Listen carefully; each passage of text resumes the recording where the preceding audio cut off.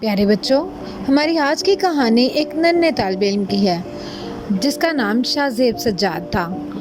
وہ sacred civil school میں 4 class میں پڑھتا تھا۔ وہ اپنے ماں باپ کا اور اساتذہ کا انتہائی فرمانبردار اسٹوڈنٹ تھا۔ وہ اسکول میں بھی سارے ٹیچرز کی آنکھ کا تارا تھا۔ سب ٹیچرز اس کو بہت پسند کرتے تھے۔ وہ پڑھائی میں لائق ہونے کے ساتھ ساتھ بہت سمجھدار بھی تھا اور ہر مسئلے کا حل نکالنا جانتا تھا۔ جب اسکول سے چھٹی ہوتی تو وہ سیدھا گھر آتا۔ ایک دن اسکول سے گھر آتے ہوئے واپسی پہ اسے ایک دکان پہ نظر پڑی۔ اس دکان کے بارے میں عجیب و غریب باتیں مشہور تھیں۔ لوگ کہتے تھے کہ وہاں پہ کچھ انوکھی چیزیں ملتی ہیں، اور واقعی جب وہ اس دکان پہ گیا تو اسے ایک خوبصورت قلم نظر آیا۔ وہ قلم ایک انوکھی سی کشش رکھتا تھا۔ اس نے اس قلم کو خرید لیا۔ جب گھر لا کے اس نے اسے کاغذ کے اوپر رکھا تو قلم خود بخود لکھنا شروع ہو گیا۔ شاہ زیب تو بہت حیران ہوا کہ قلم خود بخود کیسے لکھ رہا تھا۔ جب اس نے اس کی تحریر پڑھنا شروع کی تو اس کے تو رونگٹے کھڑے ہو گئے۔ اس نے پیپر پر کچھ ایسی معلومات لکھی تھی جو علاقے کے بہت بارسوخ لوگوں کے بارے میں تھیں۔ ان کے بارے میں ایسی باتیں لکھی تھیں جو کوئی سوچ بھی نہ سکتا تھا۔ شاہ زیب تو پڑھ کے بہت حیران ہوا کہ آخر یہ معاملہ ہے کیا؟ وہ لوگ جو بہت امیر کبیر تھے، بہت اچھا کھاتے پیتے تھے، آخر وہ کیسے اس طرح کی حرکتیں کر سکتے ہیں جو کاغذ کے اوپر لکھی گئی ہیں؟ اسے کچھ سمجھ نہ آیا۔ اس نے وہ تحریر اپنے ساتھ لی اور اپنے میتھس کے ٹیچر سر اذہان کے پاس چلا گیا۔ اس نے ان سے کہا کہ سر، یہ قلم میں نے خریدا اور اس طرح سے اس نے یہ جادوئی تحریر لکھی ہے۔ اس کے ٹیچر بھی پڑھ کے بہت حیران ہوئے۔ انہوں نے اس سے کہا کہ دیکھو، اس طرح کو کوئی قدم نہیں اٹھانا کہ وہ لوگ تمہارے دشمن بن جائیں۔ ہو سکتا ہے اس تحریر میں سچائی ہو، ہمیں اس کے بارے میں پتہ چلانا ہوگا۔ اس کے ٹیچر نے اسے اپنا آئی پیڈ دیا اور کہا کہ تم چھپ کے ان کی ساری گفتگو ریکارڈ کر سکتے ہو اور تصویریں بھی لے سکتے ہو۔ جو بھی تمہیں معلومات حاصل ہوں ان کو لے کے میرے پاس آنا۔ اور اس نے ایسا ہی کیا۔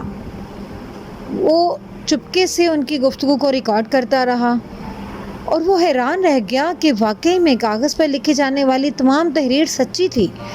ان کی باتوں سے اندازہ ہو چکا تھا کہ وہ واقعی بہت کرپٹ لوگ تھے۔ بچوں کو کڈنیپ کرنا، رشوت، بدعنوانی، یہاں تک کہ لوگوں کی زمینوں پر قبضہ کرنا بھی ان کا اولین پیشہ تھا۔ وہ تمام معلومات لے کے اپنے ٹیچر کے پاس گیا اور انہیں بتایا۔ اب وہ مل کر یہ مسئلہ حل کرنا چاہتے تھے کہ آخر ان کے اڈے ہیں کہاں پہ، یہ کام کرتے کیسے ہیں، کیونکہ علاقے میں تو بہت باعزت لوگ مشہور تھے۔ سب لوگ انہیں ان کے نیک ناموں سے ہی جانتے تھے۔ تو اس کے لیے اس کے ٹیچر نے اسے مشورہ دیا کہ ہم اس جادوئی قلم سے ہی مدد لیتے ہیں۔ انہوں نے جادوئی قلم کو دوبارہ سے پیپر کے اوپر رکھا تو اس نے ان کے اڈوں کے بارے میں لکھنا شروع کر دیا، جس سے انہیں معلومات حاصل ہو گئیں کہ آخر ان کا پورا مافیا کام کیسے کر رہا تھا۔ اب تو ان کے پاس واضح ثبوت موجود تھے۔